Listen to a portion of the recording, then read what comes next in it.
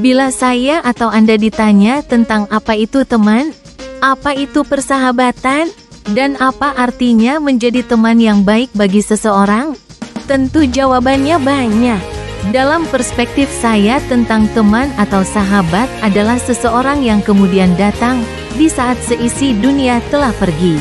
Tanpa bermaksud mengkerdilkan arti dan makna teman atau persahabatan bagi Anda, semuanya itu adalah untuk mencapai kepuasan hidup yang optimal dan bahagia. Dalam logika berpikir saya, ada banyak jenis sahabat atau pertemanan yang ada di sekitar kita. Di antaranya adalah jenis teman dekat atau close friends, jenis teman seumur hidup atau lifelong friends, jenis teman yang membuat nyaman atau friends of convenience, jenis teman dalam satu babak kehidupan atau same chapter of life friends, dan jenis teman kerja atau work friends. Terlepas dari pemaknaan persahabatan dalam lingkaran kehidupan kita, dan persahabatan itu bisa membuat hidup menyenangkan, maka kita pun dituntut harus benar-benar bijak memilih siapa yang menjadi sahabat kita. Selaku umat Kristen, kita pun sudah dibimbing dan diperingatkan Alkitab tentang bahayanya salah memilih sahabat, sebagaimana tertulis di Amsal 13 ayat 20, dan 1 Korintus 15 ayat 33. Hal itu disebabkan, kalau sahabat kita tidak baik, maka kita bisa terpengaruh untuk melakukan perbuatan keputusan buruk. Selain itu, sifat-sifat baik kita lama-lama bisa terkikis dan hilang. Baca Amsal 27 ayat 17. Apalagi kita sadar, hidup dan berada di dunia ini, berarti juga akan berteman dengan orang-orang non-Kristen. Jadi waspadalah, karena kita umat Kristen setiap harinya, akan banyak menjumpai teman atau pertemanan palsu di luaran sana. Terkait teman atau pertemanan palsu ini, ada beberapa jenis teman palsu yang secara kasat mata akan kita temukan dalam lingkaran pertemanan dan aktivitas di kehidupan sehari-hari, yakni orang yang berteman dengan Anda hanya karena ada sesuatu hal yang Anda tawarkan kepada mereka. Hubungan seperti ini sebagai jenis persahabatan yang bermanfaat. Anda berdua menawarkan sesuatu yang bermanfaat bagi satu sama lain. Tetapi begitu hal itu tidak berlaku lagi, persahabatan itu pun berakhir. Meskipun kita dapat menjalin hubungan yang mirip seperti bisnis ini, jenis teman atau pertemanan itu bukanlah yang sebenarnya, sebagaimana dimaksudkan Alkitab ketika berbicara tentang persahabatan sejati. Tuhan telah memberikan petunjuk bahwa di luaran sana, banyak orang yang mencari muka dari orang yang murah hati, dan setiap orang bersahabat dengan orang yang suka memberi.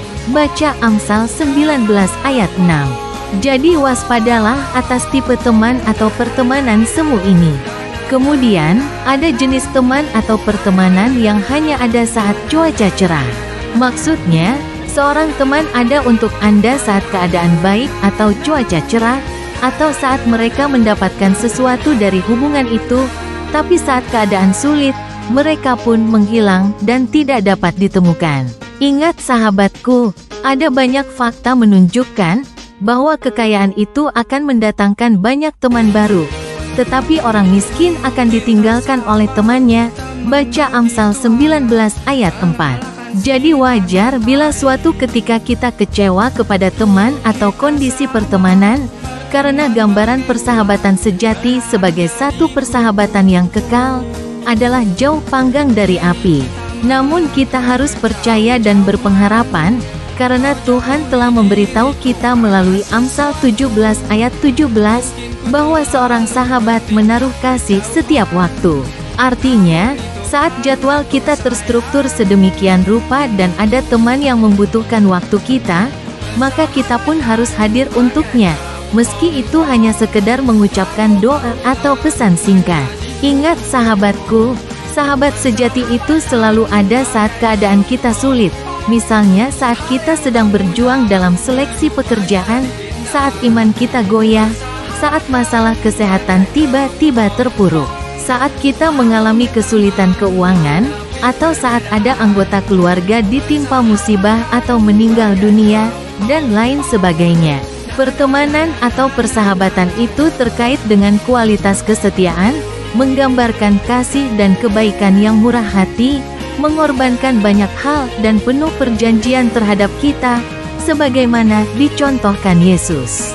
Contoh persahabatan sejati dapat kita lihat dari hubungan pertemanan Ruth dan Naomi, di mana saat suami Ruth meninggal, ia bersikeras untuk tetap berada di sisi Naomi. Baca kitab Rut 1 ayat 16-17.